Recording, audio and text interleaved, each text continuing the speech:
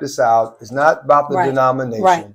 It's about what we're using to grow spiritually and to mature. Yes. So take that out. Don't worry about the Baptists. There's some good Some nuggets, man. These Yep. are principles Yes, for the sir. faith. Yes, All sir. right. All Ready? right. So we've already covered Bible study, and we talked about, is it important? Do you need to do it? We talked about that. We've talked about confession, and that it's not about the theatrics of confession, but it's the experience, that is the encounter that you have with God. We've talked about faith, and that we know that faith is important, but is faith and disobedience, is that the link that holds us together in the Christian walk? We move forward into fasting, and we talked about that God never gave us that mandate to fast, but what we have is a guide to keep us in a good, pure relationship with him. A discipline. A discipline. Then we went into lesson 5 that was kind of 2 weeks in a row, and it was fellowship. We got into the heart of fellowship, that we can't just have fellowship with everybody. That's number one. And then we have to be mindful of what kind of fellowship we are doing and gathering together in the name of God. Right. Then now we went into last week, love. We talked about love, the eros, the philos, but we talked about agape. And we also talked about that in the faith, that you cannot say, I am a believer, I am a follower of Christ, and yet do not have love for your neighbor. But we also talked about that it is not words, but it's also what you say, how you say it, and your actions. And so we even took it a step further. We received a lot of emails and texts when we brought up about that husbands, when you are saying, this is my wife, God literally laid his life down for the church. And that for your significant other, if you're saying that is your wife, are you ready to go to that extreme to say, I'm willing to lay my life down for this individual because this is who God has ordained for me to be with? It changes how you think. It changes how you respond to that word love. True. Last but not least, tonight, I want you to think of this word called obedience. And don't check your brain at the door. Please don't. Hold on to it tonight because you're going to need it. Don't check your brain. Bring you're your brain going to need it. Yes, All you right. are. So let's talk about obedience. And as we enter into this discussion, we always have that guiding question. So the guiding question that I would like to raise, as well as with pastors, does rationalization equate real experiences with God? Does rationalization equate real experiences with God? And how does one fully experience God? How does one fully experience God? Take, for example, when you are applying for a credit card. You are not deemed as a member or a credit card holder until you are fully approved.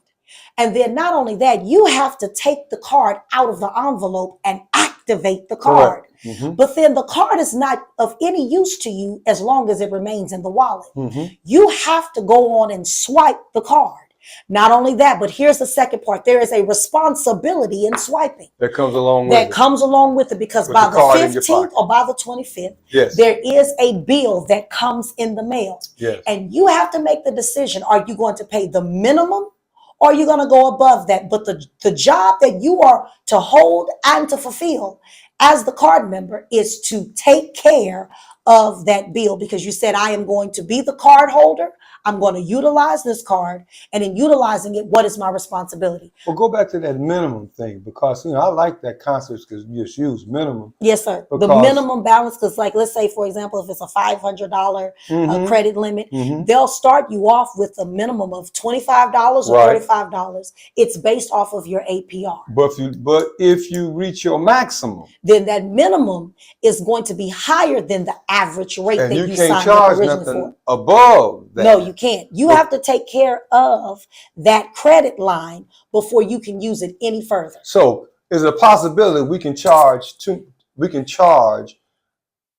whatever we have, whatever we've been praying about, to the limit with God, and all we want is, we can't charge anything else because we beyond our credit limit. We haven't even put a minimum or anything down to put on the credit line. So is God under any obligation to raise our credit limit above where we are if we have not tried to do anything to at least attack the minimum. Now, here's what you're saying with the minimum. Let's make it plain. For those who are joining in with us tonight, we're going to be guiding from a lot of references, so follow with me. Blackaby, Experiencing God. Good book. He says that we are to join in with him. And within joining in with him, that means you have to distinguish as a believer. Am I living a self-centered lifestyle, or am I moving into a God-centered lifestyle? Okay. Self-centered, we know, is when it's all about me and I choose to make the decisions for myself. All right. But a God-centered lifestyle, it's even taking it a step further of saying, all right, God, I am asking you now to shift me from you being my savior. I want you to be my Lord. I am letting you lead me, guide me. I do not move without your direction. All right. But there's this gray area that we in the faith are totally walking that tightrope. It's called carnality. Because when you look at the word obedience, there's the opposite. And tonight I am going to be the coin of disobedience. Pastor, your coin is looking at what, Pastor? Okay, I'm gonna look at the reality. You're gonna, AL's gonna take the textbook, and if she doesn't get finished, then we'll let her finish, and then let me get to the reality. Let me say it like this: after 44 years of being in ministry, Okay. all right, and 40 of those have been in the pastorate. Okay. Let me express to you that I'm past the minimum. AEL is going back to the basics when you get your car, because obedience, we're talking about obedience tonight. Obedience is more than just textbook. You know, most folk are at the partial, just a bare minimum conditional. And they keep wondering why that God is taking so long to do what he needs to do. And God is saying, I can only move as much as you let me. That's it. All right. That's so she's going to do the textbook. And please, ma'am, please take your notes on the textbook when it comes to obedience. I'm going to go to the other side with the reality of obedience, because I've seen so much in 44 years of people who do that herky-jerky. They do that where they run in for a quick fix, when in reality, God is saying, why don't you stay consistent? Right. And you cannot read John, that last part of John, and Jesus talks to Peter and said, do you love me? Yes, sir. You know, I mean, and that's what obedience really is. You know, if you have an obedient problem, you have a love problem. Yes, sir. And until you correct your love problem, there's never going to be an obedient problem. And let me say something. If everything tied to, if you want to be blessed, you want to have the abundant life, if you want God to really just pour down the windows of heaven, it's tied into obedience. That's what it's tied into. That's all it is. It's tied in, and it, you know, that John 10:10, I have come that you might have life. John, write it down. John 10:10. The devil comes to steal, kill, and destroy. But I have come that you might have life and have life more abundantly. So AEL, go to the textbook. Now, if they don't want to get past the textbook, I can't help them. Because what we mean by textbook is, what does the word say? Because we have to address the foundation of obedience. Right. And the foundation of obedience is really grabbing and grasping what disobedience is. Listen, as a matter of fact, if you go to the Old Testament, yes, sir. The Old Testament is just what I call a proof text of where we are today. How many times did God bring Israel out? And that's why the Bible is there. The Bible is not there for you just to believe. The Bible is there as a record to say, this is how they messed up. Yes, sir. And this is how you correct where you Please. are. And so when you start looking at the Bible, can you imagine how many times God said, okay, I know they messed up, let me turn them around. And they go right back to doing it. And that's where that Galatians chapter number 2 comes in. Sir. And says, how long are you going to frustrate God with grace? Yes, sir. And so AEL, get back to the textbook and you can turn this thing around. Yes, everybody, and that's why we want you to look at it. You can turn this thing around if you want to. Yes, we can. All right. So what is disobedience?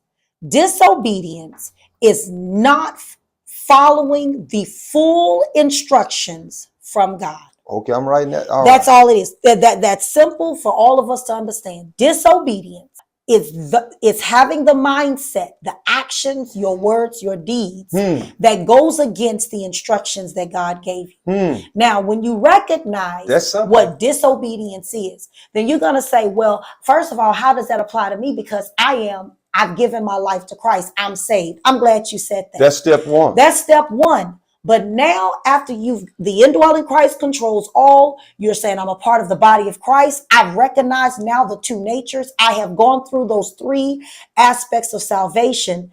Now you have to recognize that my life and what I'm carrying out has to be a life of obedience to God. And that the opposite of that is disobedience. So then that's where you have to make the conscious decision as a believer to say, am I going to live carnal?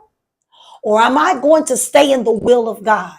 Am I going to be in his perfect will? Not his permissive will, but his perfect will. Romans 8, 5 and 7. I'm going right to it. Romans 8, 5 and 7. It says, for they that are after the flesh do mind the things of the flesh, but they that are after the spirit, the things of the spirit. Right. For to be carnally minded is death, but to be spiritually minded is life, and here's my favorite word, and peace. Right. Because the carnal mind is an enmity against God, for it is not subject to the law of God, neither indeed can be. So what that means is you've given your life to Christ, but you're still keep going back and forth of living a life that is of the world. You're not following the ordinances of God. You're not being obedient to what he has called you to do. Because what is obedience? Obedience is my words.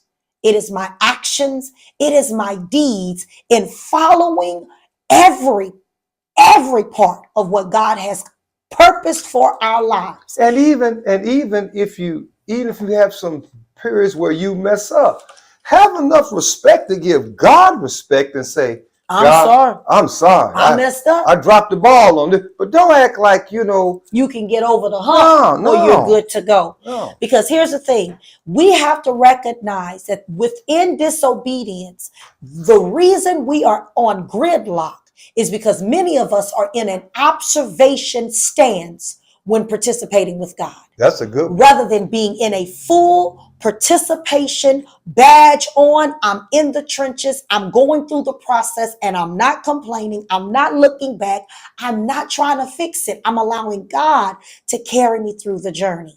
So are you in an observation place? Or are you in a place of participation? When you're in disobedience, many of us are just observing. And before we get started, you cannot get mad at God for others who have chosen to participate with God and fully be obedient to God.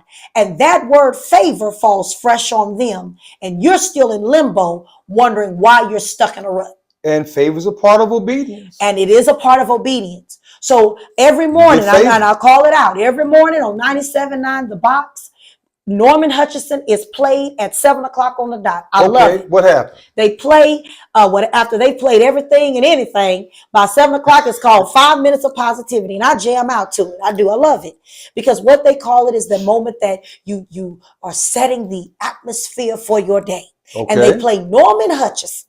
God's got a blessing. I like that with song. Your name on it. I like that song because the words and what he's relaying in the song, the message, it's beautiful. But what God spoke to me on as I've been listening to it over and over again is, yeah, you can sing the song at 7 o'clock. Right. But if that's all you're doing at 7 o'clock, but between the hours before it and after it, you're not living the life that is aligned to him dropping those blessings on you, you just singing a song.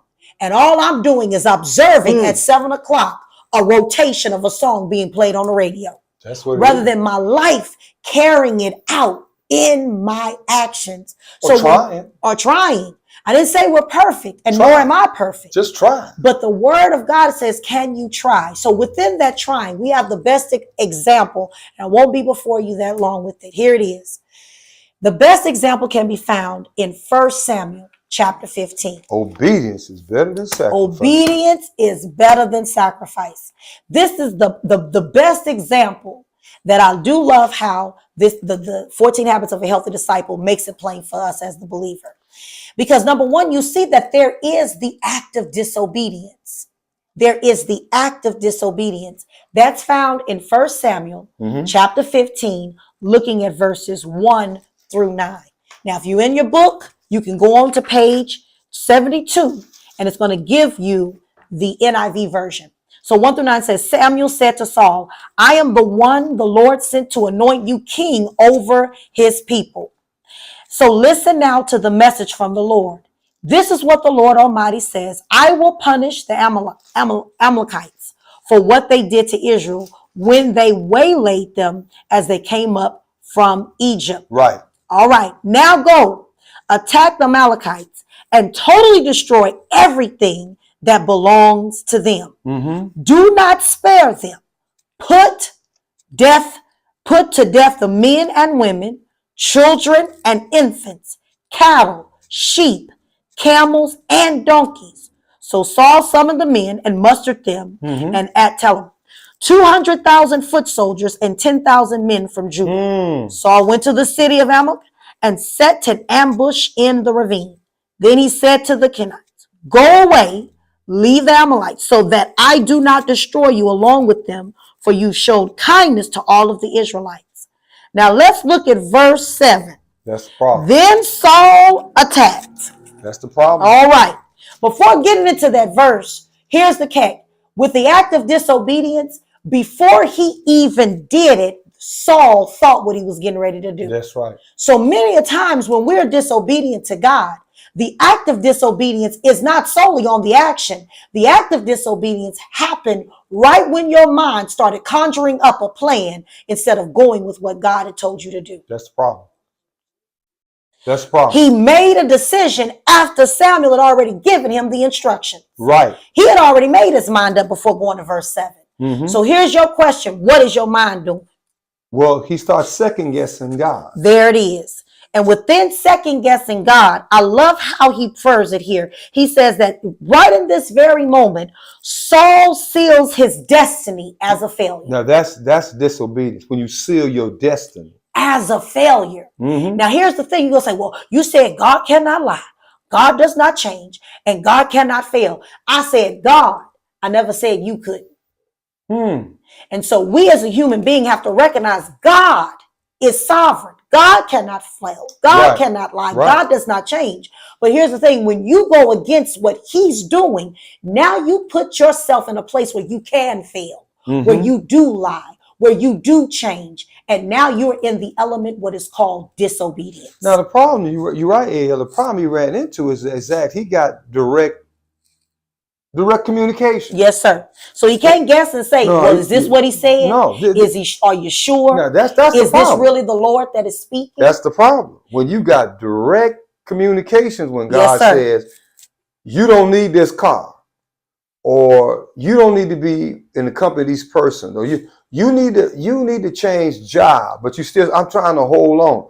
Now, when you get direct communications, and the problem you run into, is it God's fault or is it your fault that you didn't act upon what you're supposed to act upon? And then from that point, you sealed your destiny in failure. And then here it is. Go to verse 8. He says, he took Agag, king of the Amalekites. That's another problem. And all his people he totally destroyed with the sword. He did not want them to be in the company of the Israelites. He said, kill all. Right. He said, leave nothing, kill it all. But because then here they it had is. plans to get rid of them. Here's verse 9. But Saul and the army spared Agag and the best of the sheep and cattle, the fat calves, the lambs, and everything that was good. These that were unwilling to destroy completely, but everything that was despised and weak, they totally destroyed. Now listen, tell them again, don't check your brain at the door, because somebody will say from this point, God show his bloodthirst. That's a bloodthirsty God that just killed people. No, that's not what happened. These people were in war with each other. That's it. And God said, listen, they're not going to change. They're not going to change. And so if you bring them into the camp, then what's going to happen? They're going to infiltrate. That's it. And bring weakness into what I'm trying to bring judgment with. And that's why he said, And how many times God has told us not to bring something home? And yet, what we do? We bring it in. Or now, we make concessions to say, and it was you wealthy. know, I'm not bringing him in, but I'll bring a piece of his clothing in. Something or in. her items in. I didn't let her stay over. I didn't let her, she doesn't live with me, but yet she has a whole side of your counter in the bathroom. No, we're not shacking up, but we making concessions. And then that's where the act of disobedience. So then that moves into the next part of it, which is there is the ineffectiveness that disobedience brings. Right. There is an ineffectiveness that disobedience brings. And that's 1 Samuel chapter 15, looking now at verses 10 through 23.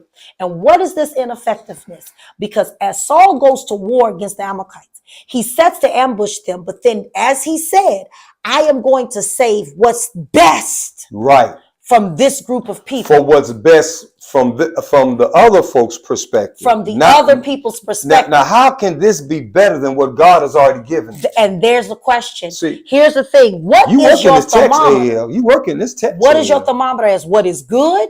That's right. And what is your thermometer as what is bad? Yeah. Because sometimes we always say this is bad, and then God turns it around and make you say it was all for my good. But if you stay in the natural man's eye, you will not see it from God's perspective. That's the problem. And within that, now you have an ineffectiveness in your ministry, an ineffectiveness in the kingdom of God, an ineffectiveness in your church, an ineffectiveness in your prayer life, an ineffectiveness in the word of God. You're going to say, I've been reading my Bible, but nothing's speaking to me. It's not the word that's jacked up. You jacked up. And then you're looking at it from a perspective of saying, well, why is it not connecting? Pastor, you said in a couple of weeks, it's going to make sense. But have you turned from this place of being disobedient? Or have you dug into the word? Because I know I have people around me that are great people, but the problem is they don't want to get into the word.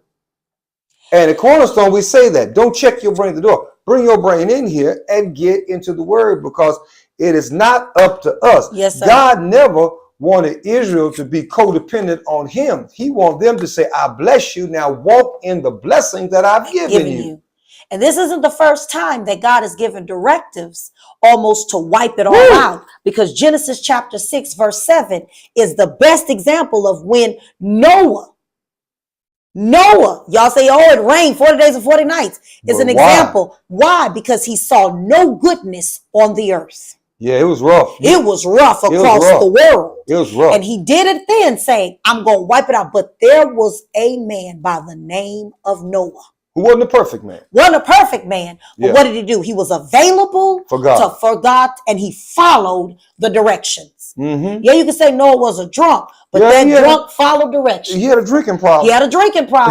But he knew how to put the hammer where God told him to put. He said, that's enough. He understood the measurements. He knew how to add 1 and 1, and he knew it made 2. You know where to put his bottle down. He knew exactly. When he put the bottle down. Now, here's the thing for you. When are you going to do just like Max Lucado is asking of, saying that you are now going to allow the coordinates of God to dictate the fate that will drive you to a level of favor like no other? How does that happen? Because why did Saul decide to save and spare King Agag? What was your purpose of keeping the leader in the first place? Money. What is your purpose of keeping all of the livestock? Money. What is your purpose of keeping all of the goods? So here's the question. If your motives is making you larger than God and the cross, there is the problem. That's the problem. So then that leads to now saying, I now understand why you're ineffective. So what happened? Now, what happened within on the the ineffective. What happened on the box? Well, with the box. Well, one thing about it is I love it because I can go on Instagram and I can see messages. So what they say? And there are some who are believers in the body of Christ that can say, man, this is speaking volumes to where I am right now. I made a vow to God that I would have my devotionals, and he has truly been blessing me. But then there are others that are saying, man, God's got a blessing with my name on it. And I need God to wipe my books clean for the day. And what is it? What are you doing? You're giving him a almost like a plea. and you're bargaining with God, that is not turning your life around. Here's the last step. Because after you've said there's the act of disobedience, then you have the effectiveness of disobedience, then there's the consequences of disobedience. And the consequence is that place where you have grieved him so much. That's textbook. That God cannot do anything but walk away from you. That's right. Now that's dangerous because you say God is a forgiving God, but what happens when God says, I can do nothing with you?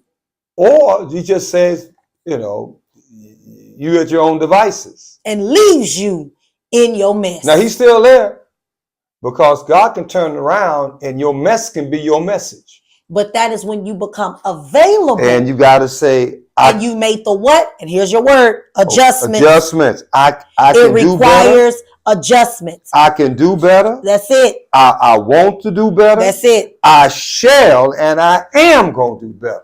That's the key to that adjustment. With only 2 minutes, and Pastor, then that gives you all the 30 minutes. I'm ready. With the consequences of disobedience, look at 1 Samuel chapter 15 and look at 24 through 35. Now, there is a common denominator within this text that leads you to what took place in Genesis chapter 3. It's this common denominator of what we like to call the scapegoat. Yes. All right. The scapegoat takes place in verse 24. And it says right here, it says, then Saul said to Samuel, I have sinned. I have violated the Lord's command and instructions. I was afraid of the people, so I gave in to them. Now I'm trying to figure, why was he afraid? What afraid of what? But how did we get from, hold on, to God saying do something, I'm afraid of what the folk gonna say? To verse 20, he says, but I did obey the Lord. But then he turned around. Then in verse 24, he says, I have sinned.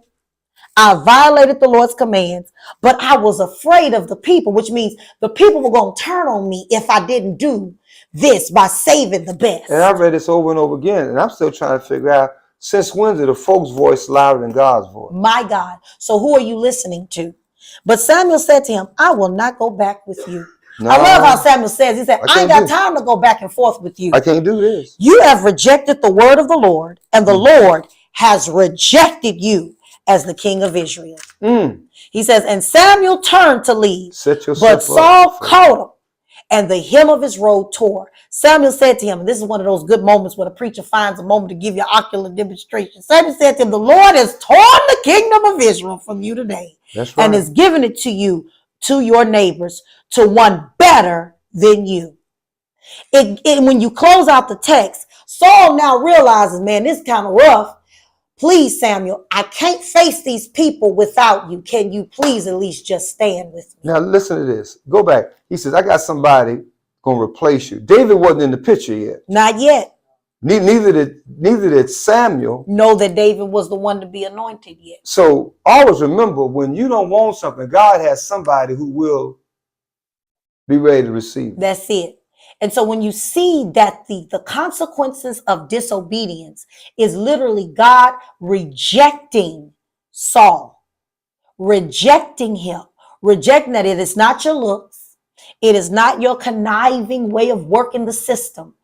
I am rejecting you for your disobedience and you trying to manipulate this thing for you to get out looking clean. My question is, even if he did receive this, was he ever going to sacrifice anything? But he did say, hold on, but what gets him caught up? This is the part what gets him. When you look at verse 12, it says, early in the morning, Samuel got up and went to meet Saul, but he was told Saul had gone to Carmel. There he had set up a monument in his own honor and has turned and gone down to Gilgal. Samuel reached him and said, the Lord bless you. I've carried out the Lord's instructions. But Samuel said, when then this is a bleating sheep in my ears? What is this, the lowing of the cattle I hear? He said, the soldiers brought them from the Amorites.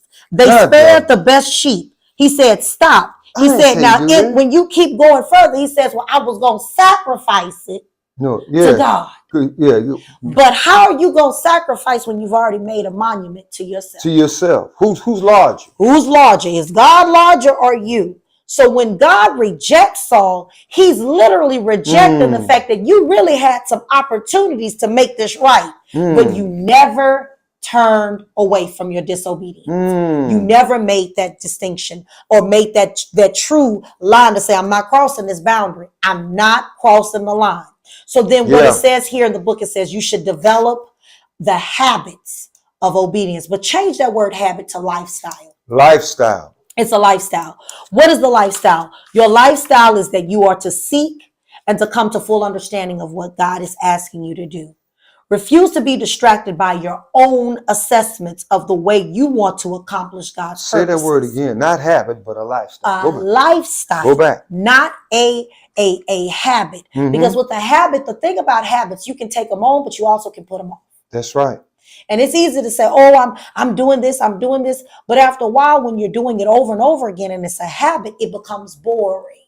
Mm-hmm. And you're going to start looking for something that's going to pique your interest. But when it's a lifestyle, it becomes a part of who you are. It is a part of the fabric of your being. Well, we have a lifestyle of eating. How come we can have a lifestyle of trusting?